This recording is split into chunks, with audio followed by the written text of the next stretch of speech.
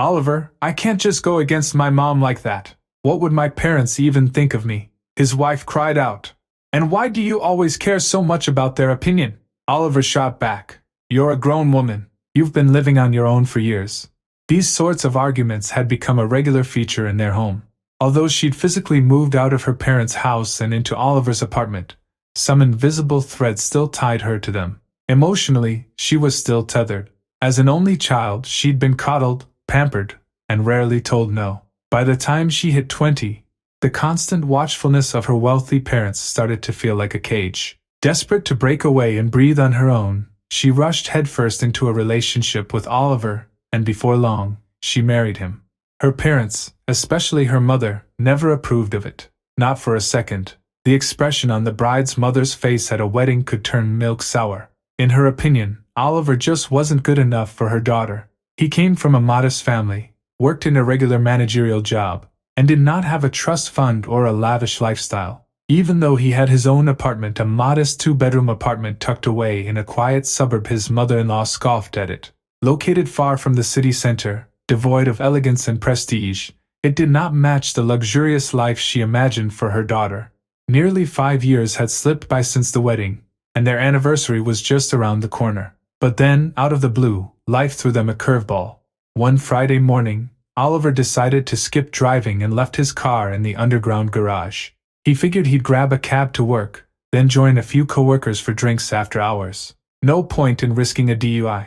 He didn't stay out too late, though just enough to unwind and head home with a clear conscience. When he walked in, his wife was lounging on the couch, half watching TV. As soon as she heard the door, she muted the screen, stood up, and said flatly, "I'm going to bed." The couch was already made up with spare bedding, sending a clear message they weren't sharing a bed that night. "I don't want your breath anywhere near me," she added coldly. Oliver froze. That tone? That sharp edge? It was unlike her. Something had changed, and not for the better. He felt a familiar knot tighten in his stomach. His mother-in-law again. That toxic whisper in his wife's ear, always painting him in a bad light, always turning her against him. He had endured her silent judgment for years, but this time, the damage was starting to show. Enough was enough. He had to talk to his wife, really talk. He couldn't keep living under the shadow of his mother-in-law's disapproval. The weekend crawled by in a thick, awkward silence. They barely spoke, each lost in their own thoughts. Then came Monday. Oliver made his way down to the garage, heading toward his car. But as he got closer, he noticed something off there. Along the rear passenger door was a fresh scratch. Deep, ugly. His heart sank. The car hadn't been touched since Friday, so whatever happened while it sat idle, alone, over the weekend. Still fuming, Oliver decided to review the footage from his dashcam, a smart investment he made not too long ago. The camera didn't just record the road ahead.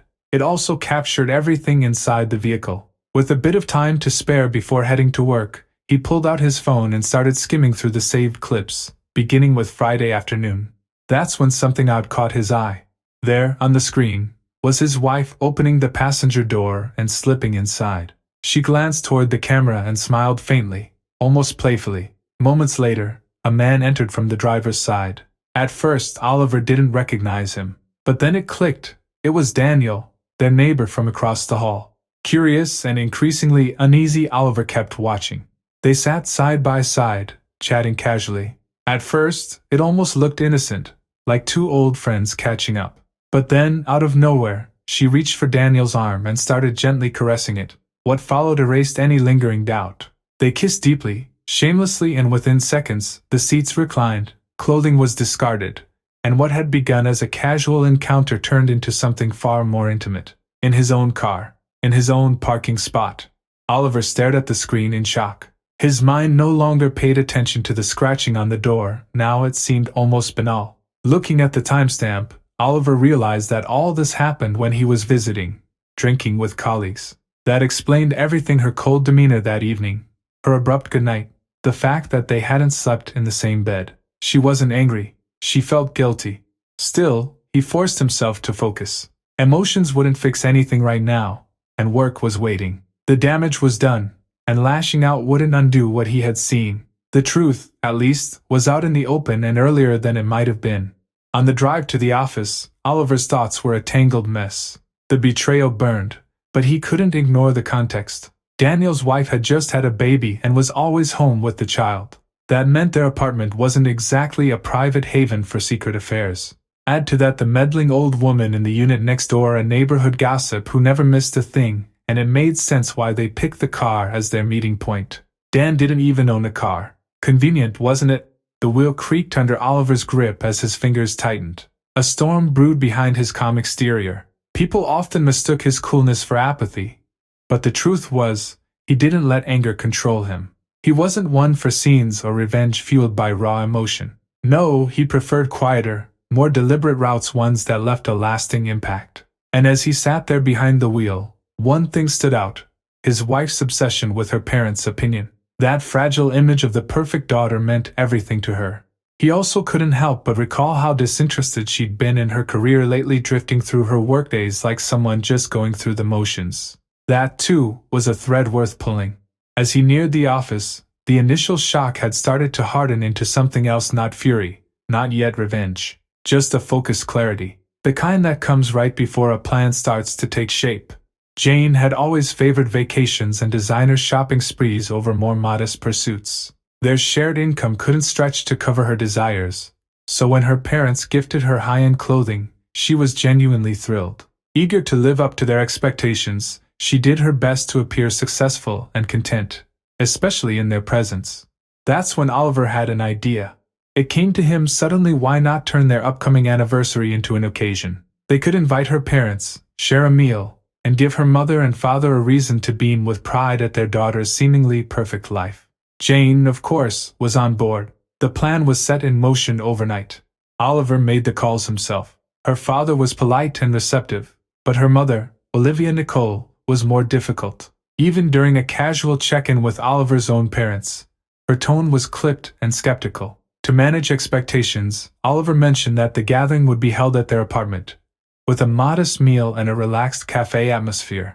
When the evening arrived, Jane had prepared a few homemade dishes, salads, and warm entrees, and supplemented them with food delivery to round out the spread. As Olivia Nicole stepped into the apartment with her husband, her expression made her distaste immediately clear. She took one look around and grimaced, as if enduring something beneath her, but for her daughter's sake she stayed. Once everyone had settled at the table and exchanged small talk over dinner, Oliver stood and gently cleared his throat. "I have a little surprise," he said, turning to Jane, who smiled in anticipation. "I think our parents will find this enlightening." His mother-in-law's eyes narrowed, but she said nothing. The room dimmed slightly as he tapped his phone, queuing up the video he'd prepared. The first few minutes were innocent enough: photos of the couple from their early years, clips from vacations and family outings. Jane beamed, clapping lightly, delighted by the gesture. Then the tone shifted. The screen faded to footage from the dashcam. At first, there was just the faint sound of the car door opening. Then Jane appeared, followed by their neighbor, Daniel. As the clip unfolded in grim detail, the entire room froze. The air grew heavy with disbelief. At the moment the affair became undeniable, Olivia Nicole gasped, one hand flying to her mouth. Her face twisted in horror. Jane's father sat stone still, his expression darkening with each passing second as he stared at his daughter. No one spoke. Oliver broke the silence. "Thank you for your attention," he said calmly. "By the way, the man you just saw, Dan, is married. He and his wife are raising a newborn. Now you're free to take your treasure home. Or better yet, consider offering her to a brothel. She might finally find the kind of husband she truly deserves." Jane collapsed into sobs, overwhelmed. Olivia Nicole's face drained of color. She stood abruptly, snatched her purse, and without a word, marched toward the door. Just before she left, she turned and gave Oliver a look, a conflicted blend of anger and shame. Jane tried to follow her mother, still weeping and arguing with her father, but Oliver gently took her hand and guided her out the door as well. His expression remained unreadable. When the apartment finally fell silent, Oliver sank into the sofa, letting the evening's events wash over him. A quiet satisfaction settled in his chest, not joy, not triumph, but closure. The truth was out. The farce was over. And in a way, it was all for the best. Jane, he realized, wasn't ready to be a mother. She hadn't grown beyond her own self-interest. Her betrayal hadn't just shattered trust, it had confirmed everything he'd already begun to suspect.